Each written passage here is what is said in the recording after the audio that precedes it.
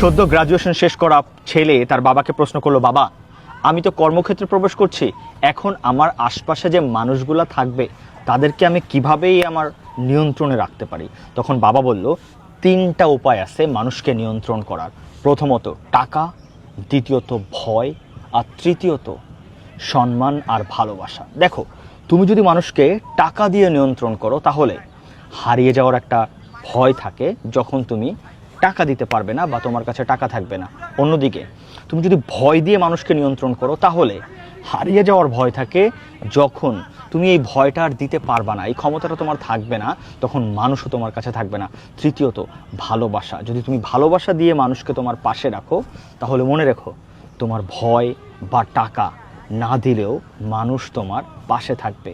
আর এই পুরো ঘটনাটার একটা রিভার্স প্লট আছে। যদি তুমি মানুষকে ভালোবাসো তাহলে অবশ্যই যোগ্যতা, চরিত্র এবং তার ব্যক্তিত্ব দেখে ভালোবাসো, কারণ যোগ্যতা, চরিত্র আর ব্যক্তিত্বের বিবেচনায় যেই মানুষ শ্রেষ্ঠ সেই মানুষ তোমাকেও মূল্যায়ন করবে। আর এভাবেই বাবা তার ছেলেকে শিক্ষা দেবে।